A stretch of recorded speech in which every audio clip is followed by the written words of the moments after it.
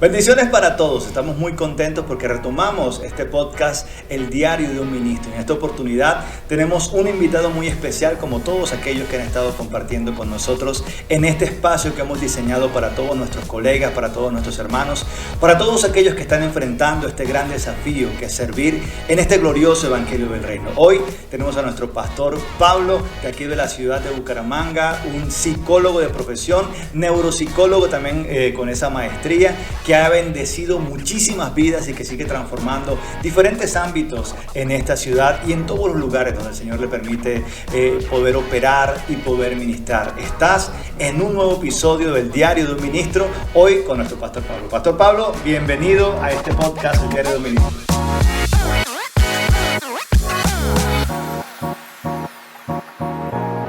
Qué alegría, Pastor Juan Carlos, y gracias por estar ahí. Queremos que disfrute este tiempo que lo hemos preparado para cada uno de ustedes. Pastorísimo, y como siempre lo hemos estado hablando cada vez que nos encontramos, yo lo lleno de preguntas, siempre le estoy cuestionando algunas cosas. Me encanta todo el tema de la mente, aparte de eso mi esposa es colega tuya, también neuropsicóloga, y tenemos la oportunidad de conversar, y cuando me encuentro contigo trato de ponerte puntos de conversación para poderle debatir luego a ella y poderle decir cosas, y tú me estás enseñando muchísimo. Interesante, es importante ver cómo las mismas encuestas que estamos llevando a cabo a nivel nacional nos dicen que todo este flagelo de las enfermedades mentales se están multiplicando de una manera abrumadora, y hay algo preocupante, y es que está abordando a niños de etapas muy tempranas, y esto nos tiene muy cuestionados. Tremendo, tremendo eso. Y como toda la población global que está sufriendo todo este flagelo, los ministros no somos la excepción. ¿Cómo hace un ministro, amado, para poder mantener una salud mental estable y fluida? Es importante que nosotros entendamos algunas cosas. Como todos los seres humanos ocupados en diferentes actividades, necesitamos aprender a tomar tiempos de descanso, tener tiempos donde podamos disfrutar algunas cosas que nos alimenten. Por lo menos lo siguiente: necesitamos alimentar el bien ser, alimentar el bien hacer, alimentar el bien tener para el bien vivir. Si descuidamos esas áreas, estaremos en problemas. Otra vez, amado, estuvo muy poderoso. ¿Cómo es? 4 seres.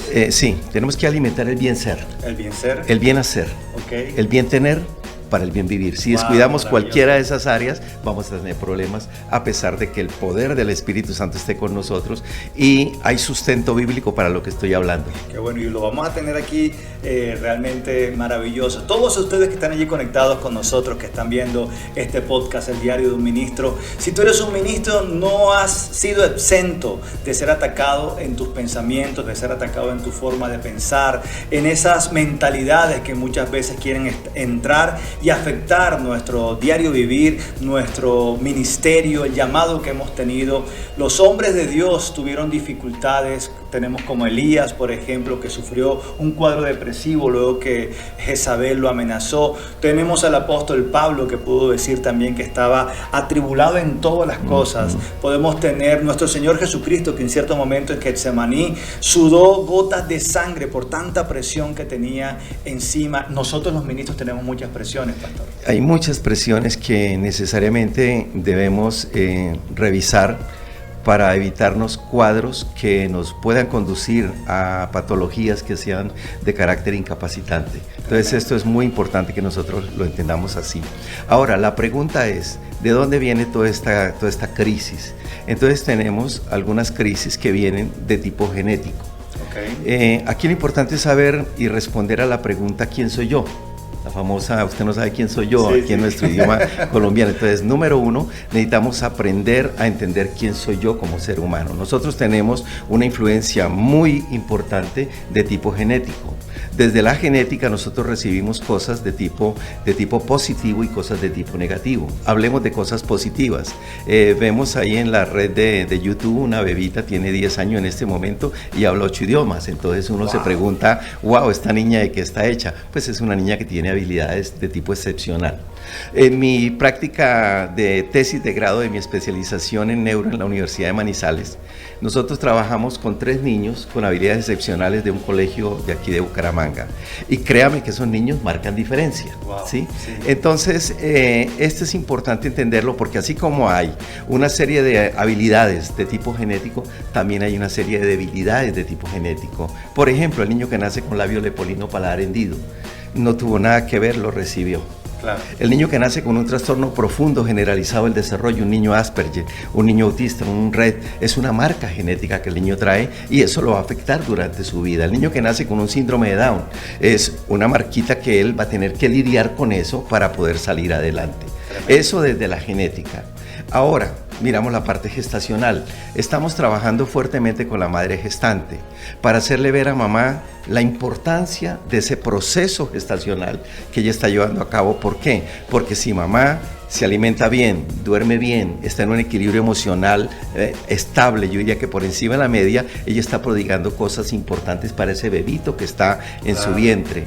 Pero si ella, por el contrario, está con problemas a nivel de sueño, con problemas de alimentación, si de pronto tiene algún vicio, entonces, y hay inestabilidad en su estado anímico. En su familia, con sus emociones, con Correcto. peleas. Hogares disfuncionales que causan un grave problema en todo esto. Entonces es una mamá que desde el vientre le está prodigando al niño una serie de cosas que van a marcar su vida después de que el niño nazca. Tremendo. Luego tenemos otra parte importantísima que es la parte ambiental.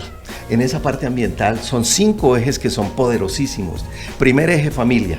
Okay. Una familia puede formar o deformar un niño. El problema que estamos teniendo en este momento tratando con niños es ese tipo de padres, de madres que son absolutamente avasalladoras sobre el niño y están prodigándole en exceso cosas. Entonces el niño crece como un dios, pero le garantizo 90% o un poco más que ese niño va a tener baja tolerancia a la frustración en su formación como personita. Tremendo. Y ese niño, al tener baja tolerancia a la frustración, no va a aceptar un no por respuesta si el no le sirve, claro, o un sí por respuesta si el sí no le sirve. Hemos tenido casos de bebitos que dicen, chico, mi papá me va otra vez a encerrar 15 días en un barco y yo odio eso. Y me toca responderle, papito, yo le arreglo ese problema. Yo hablo con papá para que me lleve a mí al crucero y usted se queda. Por Dios, ese es el problema. Yo me quedo con ese problema. Ese es el problema que estamos viviendo hoy. Total. Y eso le lleva a unas circunstancias muy complicaditas. Tenemos también, desde la parte de familia, esa ausencia a veces de normas, de límites, porque la norma le permite al niño entender qué se acepta y qué no se acepta de él. El límite le permite al niño entender hasta dónde se le permite llegar, porque eso es importante, que el niño crezca con normas y con límites, y es una de las obligaciones que tenemos como padres. Dios nos manda a nosotros y nos dice, sé ejemplo en palabra, conducta, espíritu, amor, fe y pureza. Dios me dice a mí como padre que tengo una absoluta responsabilidad con Dios porque los hijos son herencia de Jehová. Entonces, qué lindo disfrutar a nuestros hijos, pero dentro de los parámetros de nuestro manual guía, que es la palabra de Dios. Así es, amén. ¿De acuerdo? Wow. Muy bien. Poderoso, amado. Toca que me frene porque yo me disparo aquí. No, estamos aprendiendo y nos estamos gozando muchísimo. Estamos en el área de familia, ¿sí? Sí. Entonces ahora pasamos a otro eje importantísimo, que es el eje de educación. En la educación el niño va a interactuar con otros niños. Sí. Y muy probablemente se encuentre con niños que no tienen norma, que no tienen límites. Entonces, cuando nosotros nos encargamos como padres de sembrar norma, de sembrar límite en nuestros hijos, entonces nosotros quedamos como los papás que somos intensos. Sí. Porque el niño hace algunas aseveraciones y dice, oiga, aquel papá no le dice nada, no lo obliga a nada, es el papá chévere. Es el mío, pero es el malo. Pero mi papá se la pasa poniéndome normas, poniéndome límites. Entonces nos coloca en una situación muy difícil. Pero en el largo plazo vamos a ver los resultados de los beneficios que trae para nosotros trabajar en esas áreas. ¿De acuerdo? Luego viene la parte social. Una sociedad hermosa como la que tenemos hoy en día. Esa es la tercera. Esa es la tercera. Familia, educación, sociedad. Entonces, esa área social es importantísimo que la estemos monitoreando. ¿Por qué? Porque los padres, desde la parte social, tenemos mamá, tiene una mamá sustituta que quiere quitarla del medio, que es la sociedad de consumo. Sí. Entonces la sociedad de consumo, ¿qué le dice a nuestro niño? Le dice, mire, eso que mamá le está dando con gotero, yo se lo doy con un tubo así de grueso, pero a mi manera.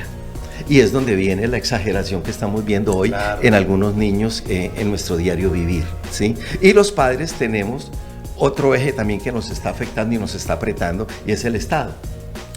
Que el Estado está diciendo, si usted hace esto con el niño, entonces el Estado le va a caer a usted y lo va a tener en problemas. Y hay niños que ya amenazan a los padres, bueno, si ustedes siguen esto, yo voy a bienestar familiar. Qué rico, y estamos muy alegres por bienestar familiar, pero hay que tener mucho cuidado con estas cosas. Entonces tenemos, número 1, la parte genética, número 2, la parte gestacional, número 3, la parte ambiental. Dentro del ambiente, entonces tenemos familia, educación, sociedad, cultura. Ese es otro elemento fuerte, y tiene que ver con las diferentes culturas que vienen desde el exterior. Ya pasamos por la cultura de los emos, que se tapaban media carita y entonces le hacían honor al dolor y todo esto. Luego, ahorita acabó de pasar lo que fue la bulimia, la anorexia, y entonces van apareciendo cosas paulatinamente que van induciendo a nuestros muchachos a un estilo de vida que resulta muy perjudicial para ellos. Entonces necesitamos estar los papás muy apercibidos para que ellos puedan disfrutar lo que está en el medio social sin que caigan de pronto preso de eso que el medio está ofreciendo. ¿Sí? Familia, educación, sociedad, cultura y estrato socioeconómico. El estrato socioeconómico juega un papel muy importante. ¿Por qué? Porque es muy bonito cuando el niño sabe y entiende que aquello que él está recibiendo como beneficio es fruto de un trabajo de sus padres, para que ellos aprendan a valorar las cosas. Entonces, un niño que crece sin saber el valor de las cosas, muy probablemente va a ser un niño que va a tener problemas en su interacción social. ¿Por qué? Porque va a pensar de que todo lo recibe así porque sí. Y no, las cosas vienen porque se producen por algún medio. Así es. Y eso es muy importante. Como la salvación es gratuita, pero tuvo un costo muy alto que lo pagó nuestro Señor Jesucristo. Muy alto. Ahora, cuando hablamos acerca de las cosas que tenemos que estar nosotros manejando, viene la otra área, que es el área psicobiológica, que tiene que ver con, para completar ese ciclo de quién soy yo. Entonces, viene un área psicobiológica que tiene que ver con los traumatismos, con las cosas que se presentan después de que yo nazco, un accidente que me puede producir una inflamación interna en el cerebro y me puede llevar a una enfermedad mental, ¿de acuerdo? O cualquier otro tipo de traumatismo. Y por último, dejo de último la parte espiritual, aunque debe ser lo primero, y tiene que ver con la connotación de un ser supremo, con valores, con ética, con principios, con moral, que hoy deben ser incentivados de una manera muy importante. ¿Por qué? Porque somos un ser humano creado por Dios, venimos de la mano de Dios. Dios dice que creó al hombre y lo hizo perfecto, ¿sí? Pero el ser humano, en su interacción con el medio, comenzó a tener una serie de dificultades. Entonces tenemos un ser humano que tiene una serie de imperfecciones, que necesita un Dios perfecto para que le ayude a lidiar con esas imperfecciones. Wow, maravilloso todo lo que estamos aprendiendo en este podcast, El Diario de un Ministro, y es inevitable para mí como ministro no empezar a pensar en todos estos elementos que nos estás comentando, cómo lo traslado hacia la iglesia. Bueno, para todos los ministros que están conectados con nosotros y que están viendo este podcast, es fundamental entender que nosotros llegamos a Cristo, nacemos de nuevo, nuestra historia pasada queda en el olvido. La Biblia dice, el que está en Cristo es una nueva criatura, las cosas viejas pasaron y de aquí en adelante todo es hecho nuevo. Pero yo veo mucho ministro, amado, y tú nos puedes dar un poquitico más de claridad en este aspecto, que sigue trayendo su pasado a su presente y que obviamente lo va a seguir trasladando hacia su futuro. Esos traumas, esa baja autoestima, esos pensamientos de pronto de derrota, de frustración, que no lo ha sabido manejar. ¿Cómo se transforma la conciencia de un ministro que es el hijo del rey, que tiene un estrato socioeconómico, que estamos en lugares celestiales junto con Cristo, pero sigue pensando que es poca cosa, sigue pensando que no es digno de amor, que no es digno del éxito, que no es digno o que tiene problemas de envidia o de celos? ¿Cómo lidia un ministro con estos pensamientos que muchas veces torturan? La palabra de Dios dice que conoceréis la verdad y la verdad os hará libres. La pregunta es, ¿qué es conocer la verdad? Conocer la verdad es recibir la palabra en fe. Es guardarla en mi corazón para poderla meditar. Es todo un proceso, es ponerla por obediencia, por obra, para que se convierta en la verdad que me libera. Wow. Solamente cuando la palabra ha hecho ese proceso, se convierte en la verdad que me libera. De lo contrario, es una persona que conoce palabra de Dios, pero la palabra se hace en cierta manera inoperante. Sin embargo, el Salmo 107:20 me dice, envió su palabra y los sanó y los libró de su ruina. ¿Sí? Pero el problema es esto, que entramos en un campo importante y es el campo de los malos hábitos. de los comportamientos inadecuados, de los estilos de vida impropios, de la desobediencia y el desamor. Esas son las llaves que nosotros le entregamos a las tinieblas para que actúen en contra nuestra, con toda la permisividad que nosotros le podemos dar. Y entonces ahí comenzamos a generar una serie de crisis. Ahora, ¿qué necesitamos nosotros entender para poder ir soltando todas estas huellas del pasado? Hay un tema importante, y ahora que lo tocas.